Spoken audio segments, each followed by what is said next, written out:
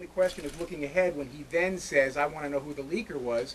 Doesn't he know since Actually, go back and look at the filing that was made by Mr. Fitzgerald, because Mr. Fitzgerald talks about that very issue in his filing and contradicts what you're suggesting. I'm not suggesting this has nothing to do with Valerie Plame. Nothing to do with it. I think that's what the question was about. No, my question is, though, at the same time, he's, even if there's nothing to do with Plame, there is some disclosure about NIE information. Yeah, let's draw the distinction here again. There's a important distinction that people need to make when they are looking back at this issue. I just laid out what that distinction is. You're talking about information that was declassified and provided to the American people because it was in the public interest that they have that information so they could see what the facts were. And the facts were that this was the collective judgment of the intelligence community. Now, the intelligence was wrong, and that's why we put in place a bipartisan commission, independent commission, to go and look at the intelligence, and they made recommendations about how we could improve our intelligence gathering, and we have implemented many reforms to make sure we get the best possible intelligence. Scott, I've got a couple of things here. Okay. First, did you have any personal knowledge on July 18th when you answered the question that started off this round of questions? Did you have any personal knowledge of discussions between the President and the Vice President about declassifying portions of the NIE? Now, that's a question that gets into talking about an ongoing legal proceeding, and I just can't do that because the policy of this administration, this White House, is that we are not going to comment on it while it's ongoing. So I'm adhering to that policy, and I would hope that you could appreciate that. You've at times at this podium told us that you'd had assurances from people, and that's caused you a lot of trouble from this podium. Are you saying that that statement was true at the time that you knew it? Again, in terms of which statement are you referring to? That on July 18th, it was officially declassified. Well, again, that question was asked at the beginning, and I think what I was referring to is this is when it's now being made available to the public, so it's officially declassified at that point. I'll have to take a look at it. No, I think that's what I was referring to. There is a distinction, though. Deb, hold on. I'll be glad to take a look at it, and we can talk about it. I'm around all day. We're trying to give you an opportunity here, and I haven't gone back and looked at every single word that was said at the time, but again, based on what Deb just said, my recollection is that I was referring to the fact that, yes, it's officially declassified today. all right, let's talk about the politics. But that doesn't get into the issue of when everything was declassified. The purpose of releasing portions of this clearly had a political implication for the administration. There was a debate going on, and you wanted to counter that debate, and yet you're criticizing Democrats, saying that they are engaging in crass politics for saying that that this was leaking. How do you not see that there was Absolutely. For the reasons I stated, that's a very good question. Let's talk about the distinction. There is a difference between leaking classified information that could compromise sources and methods which could be harmful to our nation's security. The terror surveillance program is a prime example. There was an unauthorized disclosure of this vital program that is helping to prevent attacks and save American lives. This is a program that is aimed at intercepting international communications involving known al-Qaeda members or suspected al-Qaeda affiliates.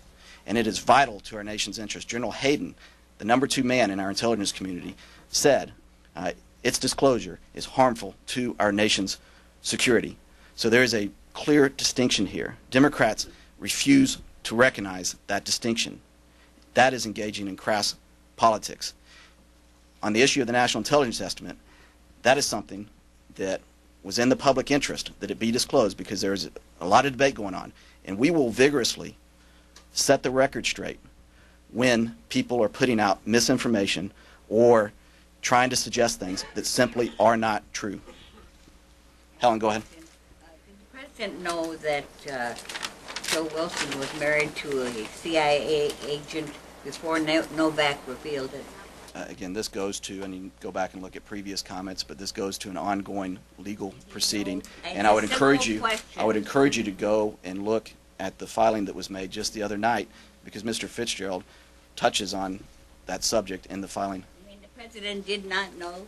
Helen, I can't get into discussing an ongoing legal proceeding. That's a question relating to the ongoing legal proceeding. Matt, did you have something? Yeah, I'm sorry. Your refusal to comment on this on the grounds of it being an ongoing legal proceeding. Well, let me hang on. I'll let you get your question. Hang on. Let me just say why and remind people why. There is a ongoing legal proceeding underway. It is headed toward trial.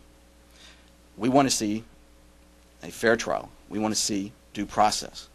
We don't want to do anything that could compromise this ongoing legal proceeding or compromise or jeopardize the trial. And that has been our policy with other matters as well. And so this has been a policy that has been well established for a long time. Now, to your question. This leads to the conclusion that you are not disputing the allegation that the president was involved in the leaking or authorized the leaking of classified information. Are you satisfied with that? And is that really? I'm not getting into confirming or denying things because I'm not commenting at all on matters relating to an ongoing legal proceeding.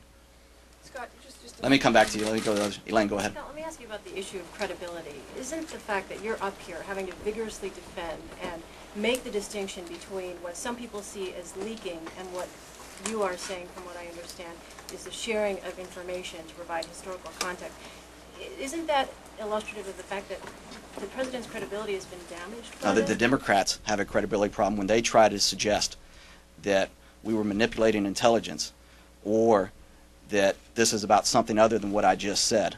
That's crass politics, and they're the ones who have an issue when it comes to what you bring up.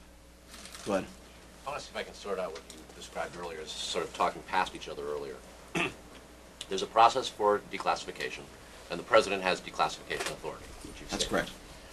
correct. When the president determines that classified information can be made public without jeopardizing sources and methods, that it's an appropriate thing to do, can that supplant the declassification process? Is that in effect an immediate act? Is it de facto declassified by that determination? The president can declassify information if he chooses. So if a declassification... It's inherent in our Constitution. He is the head of the executive branch. Is it possible then for a declassification process to be underway, or perhaps not yet even started, but perhaps in the middle of it, the president can say, you know, this is declassified, or this is something that is worthy of the American people seeing, and they can happen on separate tracks? Oh, I want to be careful here because that is touching on something that is brought up in the legal proceeding. So, and I got to stay out of that. But the president is authorized to declassify information as he chooses. All right. So, just one other question, if I can. You've already taken a couple of shots at Democrats, but the minority leader this morning has gone to the Senate floor and demanded a whole series of questions to be answered. At one point, he says that only the president can answer the question as to whether or not the buck stops in the Oval Office or the leaks start, and has suggested that what he has now seen of Harry Reid, the minority leader, in his opinion, it bespeaks to a pattern of misleading America by the Bush White House. It raises somber and troubling questions about the Bush administration's candor with Congress and the American people. This does seem to be yet another example of the Democrats' ability to criticize the president for not coming clean on all of this. How would you explain to the nation the president's assertion that anybody who leaks information would be prosecuted when they are now, the Democrats now see that the president leaking classified information? Right. I mean, there's a distinction there. That is the kind of crass politics that I'm referring to. Democratic leaders, like the one you brought up, are refusing to acknowledge an important distinction here. First of all, the national intelligence information was declassified information that was provided to the American people.